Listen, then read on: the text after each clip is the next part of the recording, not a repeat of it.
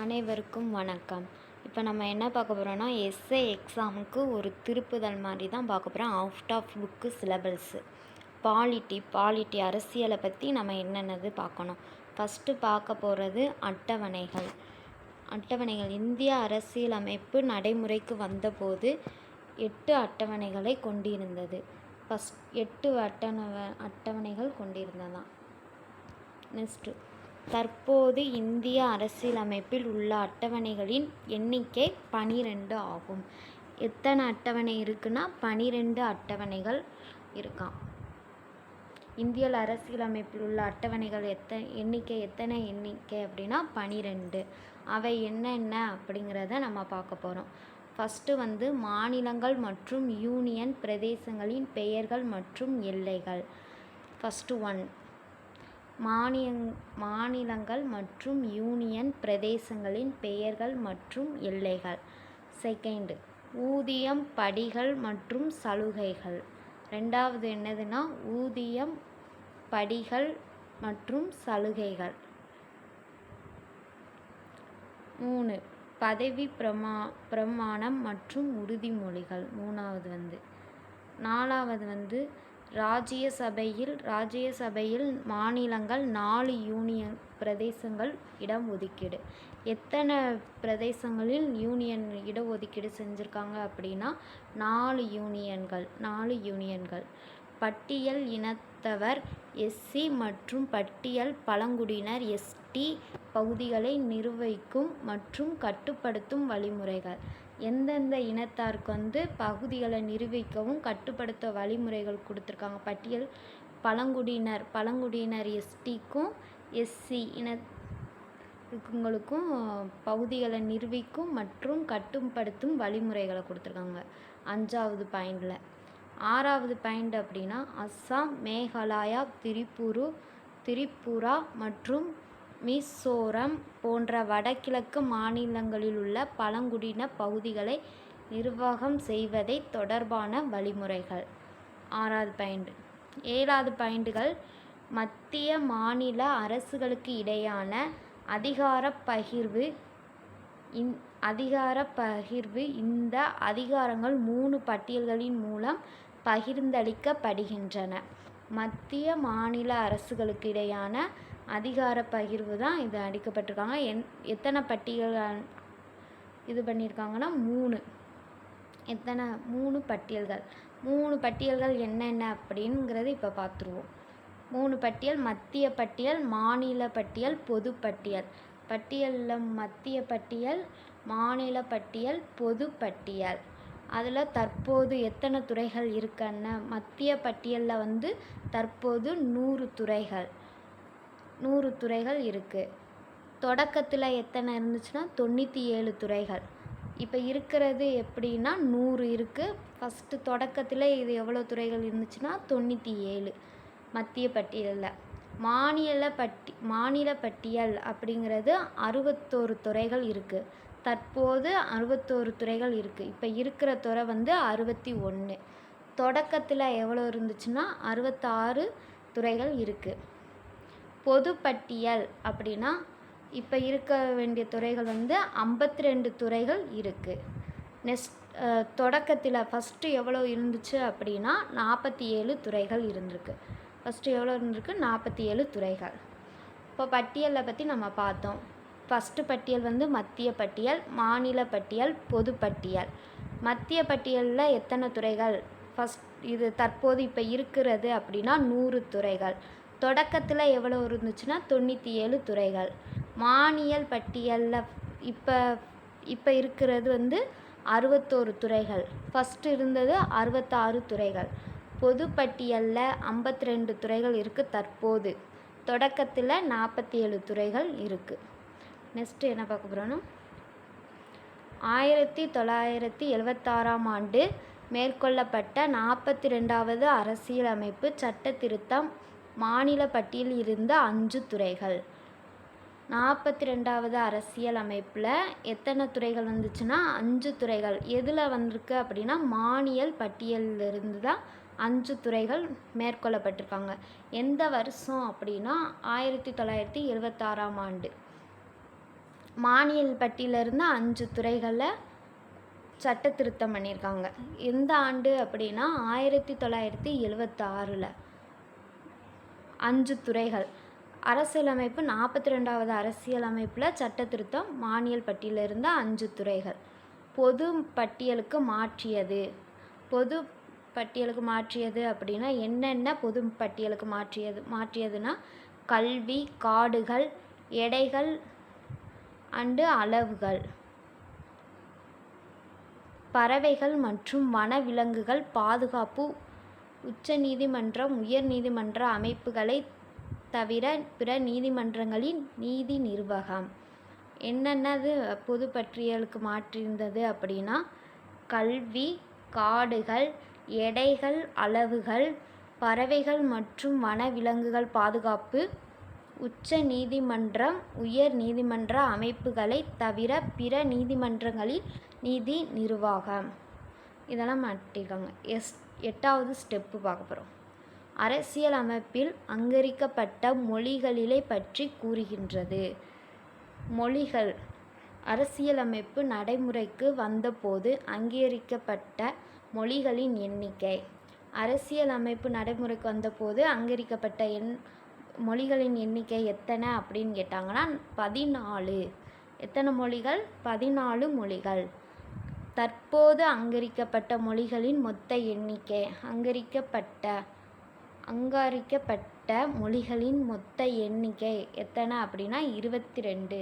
தற்போது இப்போ என்னென்ன மொழி இது பண்ணியிருக்காங்க அப்படிங்கிறது. நெக்ஸ்ட்டு சிந்து மொழி. 21வது சட்ட திருத்தம். சிந்து மொழி 21வது சட்ட திருத்தம். அது எந்த ஆண்டு கொண்டு வரப்பட்டாங்க அப்படின்னா 1967. கொங்கணி, மணிப்பூரி, நேபாளி. இந்த சட்ட சீர்திருத்தம் எப்போ கொண்டுட்டோம்? 71வது சட்ட திருத்தம். 71வது சட்ட திருத்தம் எந்த ஆண்டு கொண்டு வந்திருக்காங்க அப்படின்னா 1992. 1992 கொண்டுட்டு வந்திருக்காங்க. நெக்ஸ்ட்டு போடோ, டோகிரி, சாந்திலி, மைதிலி. இந்த சட்ட திருத்தம் எப்போ கொண்டுட்டு வந்திருக்காங்க அப்படின்னா 92வது சட்ட திருத்தம். இந்த 4 எப்போ கொண்டுட்டு வந்திருக்காங்க? 92வது சட்ட திருத்தம் எந்த ஆண்டு கொண்டுட்டு வந்திருக்காங்க அப்படின்னா 2003 கொண்டுட்டு வந்திருக்காங்க. 2003. அதுக்கப்புறம் நில சீர்திருத்தம். நிலவரி, ஜமீன்தார் முறை ஒழிப்பு பற்றிய விதிமுறைகளும் உச்ச நீதிமன்றங்கள் நீதி மறு ஆய்வில் விலக்களிக்கப்பட்ட 284 சட்டங்களை பற்றியும் குறிப்பிடுகிறது. எத்தனை சட்டங்கள் பற்றி அப்படின்னா 284 சட்டங்களை பற்றி குறிப்பிடுகிறது. என்னென்னது அப்படின்னா நில சீர்திருத்தம், நிலவரி, ஜமீன்தார் முறை, அதுக்கப்புறம் விதிமுறைகளும் உச்ச நீதிமன்றத்தில் நீதி மறு ஆய்வில் விலக்களிக்கப்பட்டு 284 சட்டங்களையும் பற்றி குறிப்பிடுகிறது. ஃபஸ்ட்டு சட்ட திருத்தம் எப்போ கொண்டு வந்திருக்காங்க? 1951ஆம் ஆண்டு சேர்க்கப்பட்டது. 1வது சட்ட திருத்தம் அப்படி 1951ஆம் ஆண்டு சேர்க்கப்பட்டது. கட்சித்தாவலால் தடை சட்டம் படி பாராளுமன்றம், சட்டமன்ற உறுப்பினர்களின் தகுதி நீக்கம் பற்றிய விதிகள். 52வது சட்ட திருத்தம் 1985ஆம் ஆண்டு சேர்க்கப்பட்டது. கட்சி தடை சட்டம்படி பாராளுமன்ற, சட்டமன்ற உறுப்பினர்களின் தகுதி நீக்கம் பற்றிய விதிகள் எந்த இதில் கொண்டுட்டு வந்திருக்காங்க? 52வது சட்ட திருத்தம் 1985ஆம் ஆண்டு சேர்க்கப்பட்டது. நெக்ஸ்ட்டு பஞ்சாயத்தின் அதிகாரங்கள் மற்றும் கடமைகள். இதில் 29 தலைப்புகள் உள்ளன. பஞ்சாயத்தின் அதிகாரங்கள் மற்றும் கடமைகள் இதில் எத்தனை தலைப்புகள் இருக்குது அப்படின்னா 29 தலைப்புகள். இந்த சட்ட திருத்தம் எப்போ கொண்டுட்டு வந்திருக்காங்க அப்படின்னா 79வது சட்ட திருத்தம். எந்த ஆண்டு கொண்டுட்டு வந்தாங்கன்னா அப்படின்னா 1992ஆம் ஆண்டு சேர்க்கப்பட்டது. பஞ்சாயத்தின் அதிகாரங்கள் மற்றும் கடமைகள் இதில் 29 தலைப்புகள் உள்ளன. 73வது சட்ட திருத்தம். இது எந்த ஆண்டு கொண்டுட்டு வந்திருக்காங்க அப்படின்னா 1992. நெக்ஸ்ட்டு நகராட்சிகளின் அதிகாரங்கள் மற்றும் கடமைகள் இதில் 18 தலைப்புகள் உள்ளன. நகராட்சியின் அதிகாரங்கள் மற்றும் கடமைகள் எத்தனை தலைப்புகள் உள்ளன அப்படின்னா 18 தலைப்புகள்.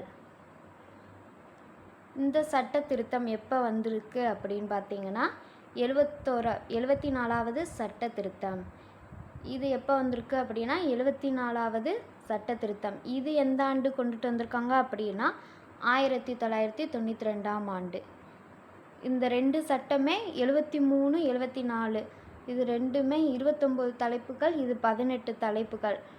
பஞ்சாயத்து அதிகாரங்கள், நகராட்சி அதிகாரங்கள் ஒரே ஆண்டு. இதை ரெண்டும் முக்கியம்தான், பார்த்துக்கோங்க. 74வது சட்ட திருத்தம் 1992ஆம் ஆண்டு கொண்டு வரப்பட்டது. நெக்ஸ்ட்டு அரசியல் அமைப்பின் பகுதிகள்.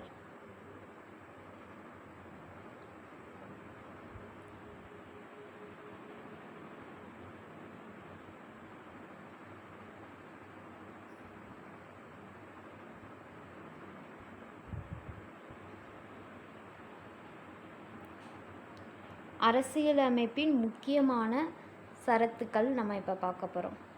அரசியலமைப்பின் முக்கியமான சரத்துக்கள்.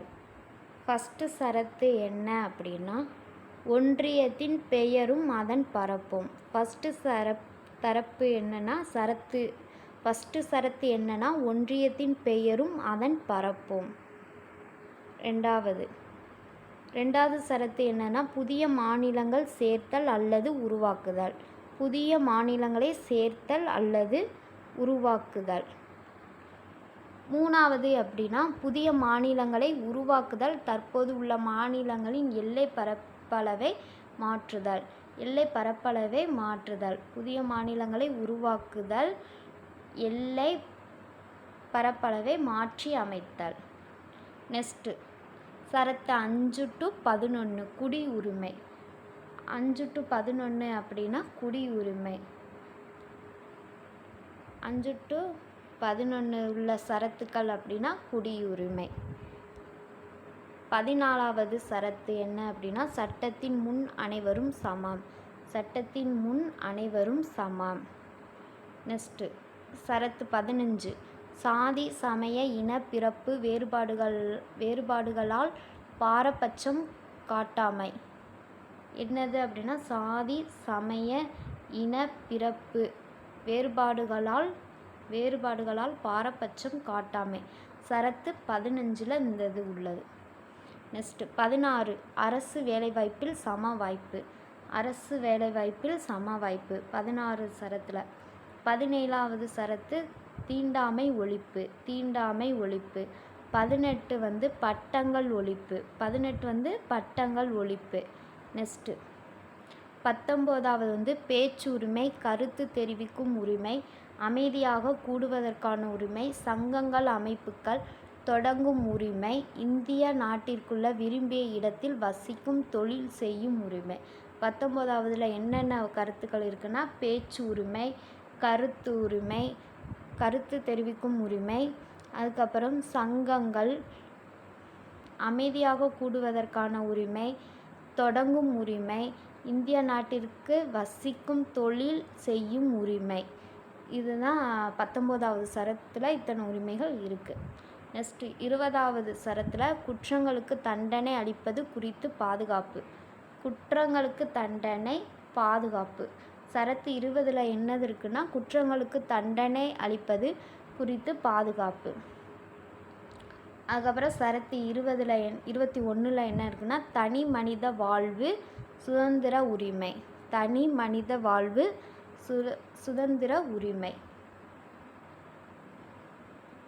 நெக்ஸ்ட்டு 21A அப்படிங்கிற 21ல் சரத்து 21ல் என்ன இருக்குது அப்படின்னா தனி மனித வாழ்வு சுதந்திர உரிமை.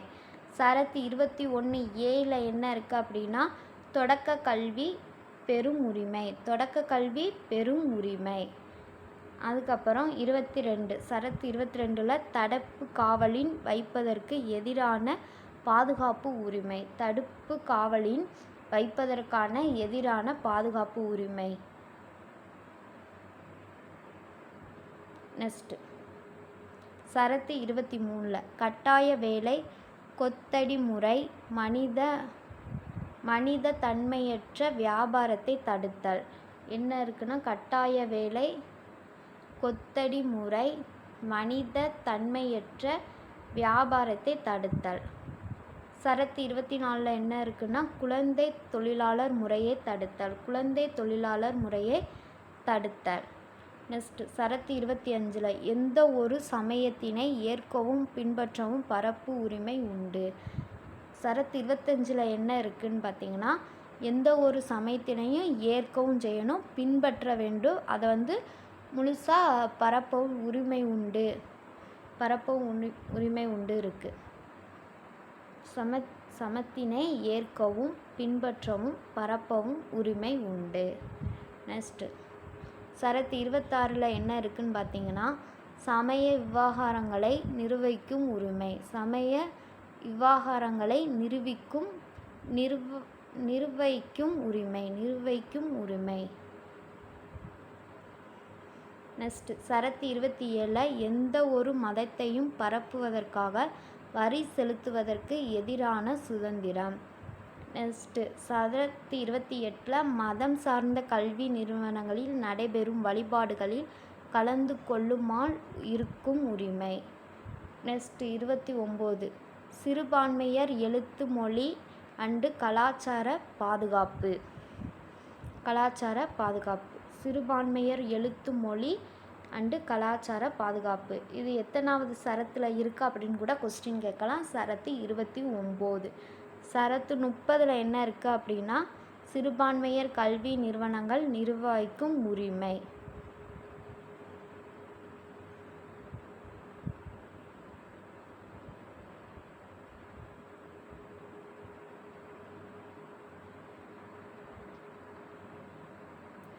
சரத்து 32ல் என்ன இருக்குது அப்படின்னு பார்த்தீங்கன்னா அரசியலமைப்பின்படி தீர்வு காணும் உரிமை. அரசியலமைப்பின்படி தீர்வு காணும் உரிமை எத்தனையில் இருக்குதுன்னு பார்த்தீங்கன்னா சரத்து 32ல். சரத்து 40ல் என்ன இருக்குது அப்படின்னு பார்த்தீங்கன்னா கிராம பஞ்சாயத்து அமைப்பு. சரத்து 40ல் கிராம பஞ்சாயத்து அமைப்பு. கிராம பஞ்சாயத்து அமைப்பு எந்த சரத்தில் இருக்கா அப்படின்னு கூட கொஸ்டின் கேட்கலாம். அது சரத்து 40. 6 வயதுக்கு உட்பட்ட குழந்தைகளுக்கும் உடல் ஆரோக்கியம் கல்வி அளிப்பது. சரத்து 45ல் 6 வயதுக்கு உட்பட்ட குழந்தைகள் உடல் ஆரோக்கியம் அண்டு கல்வி அளிப்பது அப்படின்னா சரத்து 45ல் இருக்குது. நெக்ஸ்ட்டு சரத்து 48(a)ல் என்ன இருக்குது அப்படின்னா சுற்றுச்சூழல் மேம்பாடு காடுகள் அண்டு வன பாதுகாப்பு. சுற்றுச்சூழல் மேம்பாடு காடுகள் வன பாதுகாப்பு சரத்து 48(a)ல் இருக்குது. நெக்ஸ்ட்டு சரத்து 50ல் நிர்வாகத்துறையில் இருந்து நீதித்துறையை தனியாய் பிரித்தல். நிர்வாகத்துறையிலிருந்து நீதித்துறையை பிரிக்கிறது எதில் இருக்குது அப்படின்னா சரத்து 50. சரத்து 51(a)ல் என்ன இருக்குது அப்படின்னா அடிப்படை கடமைகள். 52 அப்படின்னா குடியரசுத் தலைவர். சரத்து 52ல் குடியரசுத் தலைவர். சரத்து 54ல் என்ன இருக்குது குடியரசுத் தலைவர் தேர்தல். குடியரசுத் தலைவர் தேர்தல் எப்போ அப்படின்னா சரத்து 54. 55ல் குடியரசுத் தலைவர் தேர்தல் முறை. தேர்தல் முறை எந்த சரத்தில் உள்ளது அப்படின்னு பார்த்தீங்கன்னா சரத்து 55ல். குடியரசுத் தலைவர் பதவி காலம் அப்படின்னா 56ல் உண்டு. குடியரசுத் தலைவரின் பதவி இறக்க விசாரணைக்கான நடைமுறை 61. குடியரசுத் தலைவர் பதவி இறக்க விசாரணைக்கான நடைமுறை 61. துணை குடியரசுத் தலைவர் சரத்து 63. துணை குடியரசுத் தலைவர் எந்த சரத்தில் உள்ளது அப்படின்னா 63. துணை குடியரசுத் தலைவர் பதவி வழி மாநிலங்களவை தலைவர் அப்படின்னா 64. சரத்து 64. குடியரசுத் தலைவர் பதவி வழி மாநிலங்களவை தலைவர் அப்படின்னா சரத்து 64. நெக்ஸ்ட்டு துணை குடியரசுத் தலைவர் தேர்தல் அப்படின்னா 66. சரத்து 72ல் என்ன இருக்குது அப்படின்னு பார்த்தீங்கன்னா குடியரசுத் தலைவரின் மன்னிக்கும் அதிகாரம். குடியரசுத் தலைவரை மன்னிக்கும் அதிகாரம் எந்த இதில் இருக்குது அப்படின்னா சரத்து 72. நெக்ஸ்ட்டு 74ல் என்ன இருக்குது அப்படின்னா அமைச்சரவை. 75ல் பிரதமர். 75ல் பிரதமர். 76ல் அட்டார்னி ஜெனரல்.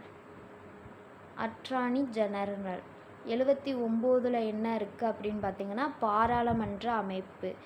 80ல் மாநிலங்களவையின் அமைப்பு.